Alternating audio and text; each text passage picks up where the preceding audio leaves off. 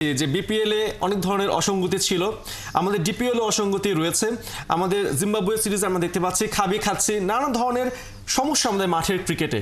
সেগুলোকে পাশ কাটিয়ে বা সেগুলোর থেকে এই যে ফান্ড ট্রান্সফার, এফডিআর ট্রান্সফারে বেশি গুরুত্ব দেওয়া এবং এটার মাধ্যমে একটি বিব্রতকর অবস্থায় পড়ে যাওয়া, আসলে কি বিসিবি সভাপতির এখন এই ট্রান্সফারে হাত দেওয়ার উচিত ছিল? কারণ কিছুদিন পরে তো নির্বাচনে তো এসে নতুন যিনি প্রেসিডেন্ট হবেন বা নতুন যে বোর্ডটা আসবে তারা তো এই কাজটা করতে পারতেন।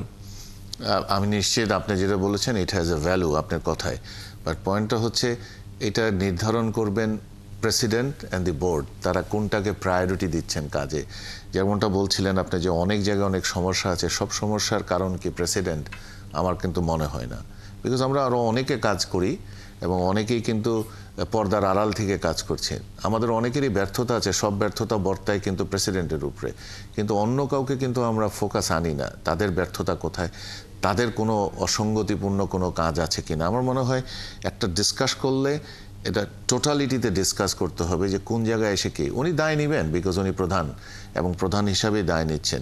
তবে আপনি ব্যাংক ট্রান্সফারের কথা যেটা বলছেন, আমি সম্পূর্ণভাবে এটার ডিটেলসটা ভিতরের থেকে জানি না, বা যতটুকু আপনাদের রিপোর্টিং এবং অন্যান্যভাবে আমার সংশ্লিষ্টতার কারণে জেনেছি, সেটা হচ্ছে যে এই ব্যাংকগুলোকে রাখা হয়েছিল অনেক কম ইন্টারেস্টে রাখা হয়েছিল। টাকাটা তো আমি ব্যাংকে রেখেছি দুইটা কারণে, একটা হচ্ছে নিরাপত্তা হেফাজত, আর আরেকটা হচ্ছে এটা থেকে কিছু মুনাফা।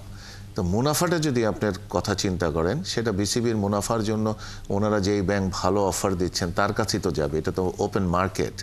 সেটা যদি উনি করে থাকেন এটা ওনার এখতিয়ারভুক্ত। আর যদি অন্য কোনো কারণে উনি করেছেন কিনা এটা তদন্ত যদি আপনারা মনে করেন করার প্রয়োজন আছে, if it is a priority to you, আপনারা দেখতেই পারেন।